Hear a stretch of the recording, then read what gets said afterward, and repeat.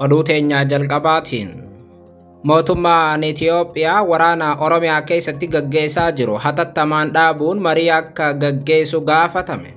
Haaluma kanaan waraanni bilisummaa Oromootis waraana gaggeessu dhaabee mootummaa waliin akka mari'atu gaafatameera. Eenyutu qaamota lamaan akka marii gaggeessan gaafate gabaasa bal'aa isin biraan geenya. Oduu biraatiin haleellaa daangaa naannolee Tigraay fi Affaar irratti raawwatameen daa'ima dabalatee namoonni nagaa 7 ajjeefaman. Haleellaa kana eenyutu raawwate gabaasa bal'aa qindeessineerra. Oduu xumuraatiin Itoophiyaan waajjira qoonsilaa Somaaliilaand Hargeysaatti argamu gara imbaasiitti guddiste. Kun Itoophiyaa fi Somaaliilaandiif gammachuu yoo ta'u ammaas Somaaliyaadhaaf mata dhukkubbiidha.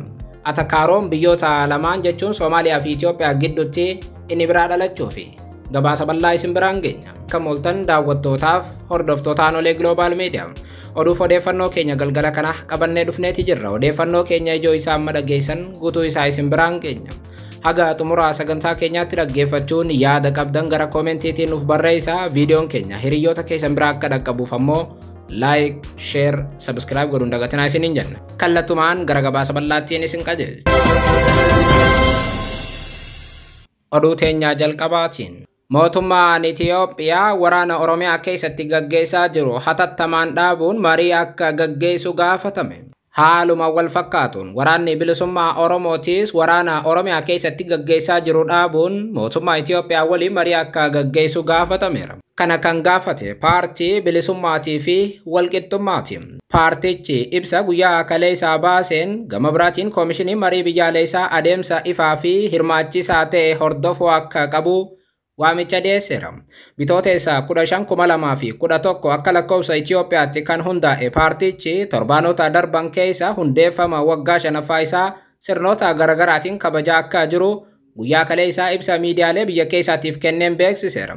Kanuma sababeeffachuun koreen hojii raawwachiiftuu paartichaa yaa'ii gaafa caamsaa 10,2016 gaggeesseen imala isaa waliigalaa waggoottan 5 sochii paartichaa milkaa'inaa fi hanqina isaa qorachuun kallattii adeemsaa gara fuula duraa kaawwachuu isaa waajjira isaa muumicha magaalaa Finfinneetti argamutti ibsa miidiyaaleedhaaf kenneen guyyaa kaleessaa beeksiseera. Kanuma hordofuun paartichi guyyaa kaleessaa ibsa miidiyaalee biyya keessaaf kenneen kutaalee biyyattii garagaraa keessatti keessumaa naannolee akka Oromiyaatii fi Amaaraa keessatti lolli waliinii jabaatee itti fufee gaggeeffamaa waan jiruuf lolli kun hatattamaan akka dhaabbatu gaafateera.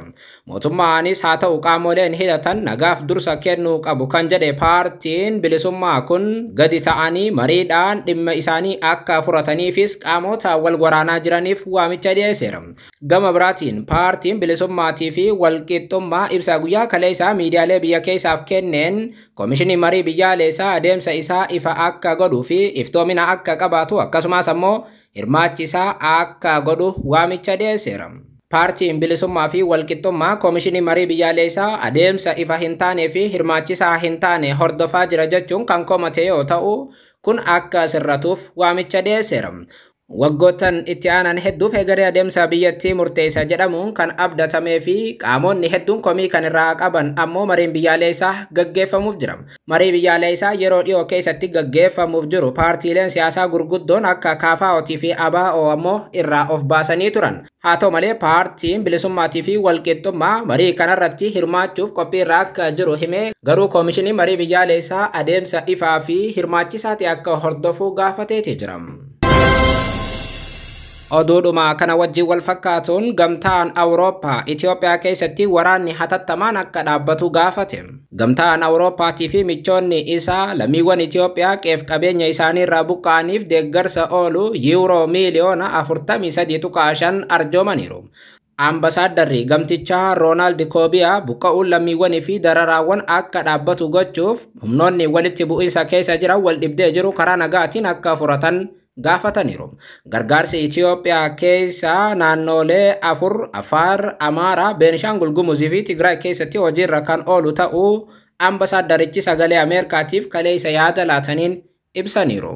Rakkoo nageenyaatiin waggoota 5 darbe qoramaa kan jirtu Oromiyaan addunyaan iyyuu quba hin qabdu. Waldhibdeen Oromiyaa keessatti gaggeeffamaa jirus garuu Oromoota lama gidduutti gaggeeffamaa waan jiruuf waldhibdeen kun akka waldhibdeettis hin ilaalamu. Haaluma kanaan gamtaan Awurooppaallee Affaar, Amaaraa fi Beenishaangul Gumuzii fi Tigraayiif deeggarsa ergee Oromiyaadhaaf callise. Kun immoo Oromootaatu wal fixaa jira dantaa isaaniitii waan jedhu fakkaata. Gamtaan Awurooppaa miidiyaa kanaaf ibsa kenneen adda durummaan naannolee afran kana irratti kan xiyyeeffanneef sababni waraana Tigraay wal qabatee kaaba biyyattiitti miidhaa hamaa waan ga'eefi jedhan. Lammiiwwan Itoophiyaa qe'ee isaaniirraa buqqa'an kan lakkoofsa miliyoona 4.5 ta'aniif deeggarsi kan isaan barbaachisu ta'uu dhaabbanni godaantota idil addunyaa beeksiseera. Ambasaaddar Roonaald Koobiyaa garuu haala Oromiyaan keessa jirtu osoo quba qabanii dhimma Oromiyaatiif hagas mara xiyyeeffannoo hin laanne.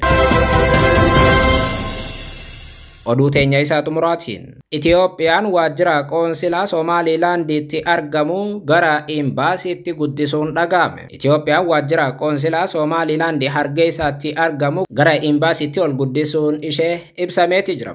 Ministeerri odeeffannoo aadaa fi qajeelfamaa Somaaliilaandii Alii Hassan Mohammad guyyoottan dura pirezidaantiin biyyattii Musee Bihii Abdii qoonsilaan Itiyoophiyaa gara imbaasiitti guddachuu akka qabu dubbatanii waan turaniif qoonsilaa kana gara imbaasiitti guddisanii jedhan. Waajjirri qoonsilaa Itiyoophiyaa gara imbaasii tajaajila guutuu kennutti guddachuu ilaalchisee kabaja guyyaa walabummaa xiyyeeffannoon guddaan kennamuu irratti haasaa uummataaf kan taasisan pirezidaantiin Somaaliilaand qoonsilaa kana imbaasichatti guddisuuf akka jiran ibsanii turan. Pirezidaantii Musee Bihii Abdii Somaaliilaand guyyaa walabummaa itti labsitee fi akka biyyaatti hundeeffamte caamsaa 18/2024 waggaa 33ffaa yoo kabajan waajjirri qoonsilaa Itiyoophiyaa Hargeysaa jiru gara imbaasiitti guddachuu yeroo jalqabaatiif ummata biyyattiitti ibsanii turan. Kana jechuun amma irraa jalqabee qoonsilaan Somaaliilaanditti argamu imbaasiidha jechuudha akka biyya takkaatti. Odeeffannoo qondaaltonni Somaaliilaandii kennan ilaalchisee dubbi himaa ministeera haajaa alaa Itiyoophiyaa obbo Nabiyyuu Taaddilaan BBC'n dhimmicha ilaalchisuun gaaffii gaafateef ibsa torbe irratti dhimma kana akka dubbatan kaasaniiru. Kana jechuun gama mootummaa Itiyoophiyaatti ammayyuu dhimma kana deebisuudhaaf fedhii bal'aan hin jiru jechuudha. Pirezidaantiin biyyattii Saalawarqi Zawudee muudama ambasaadarummaa guutuu namoota kennaniif 10 keessaa ergamaa qoonsilaa Itiyoophiyaa ta'uun tajaajilaa kan turan Daliil Kadir Bushuraan dabalamu ministeerri haajaa alaa Itiyoophiyaa ibsa caamsaa 7 baaseen himee jira. Daliil Kadir bara darberraa qabee Somaaliilaanditti ergamaa Itiyoophiyaa ta'uun tajaajilaa akka turan ragaaleen ni agarsiisu. Qoonsilaan Itiyoophiyaa Somaaliilaanditti argamu gara imbaasiitti guddachuu ilaalchisee Somaaliyaarraa hamma yoonaatti wanti ifatti dubbatamee hin jiru.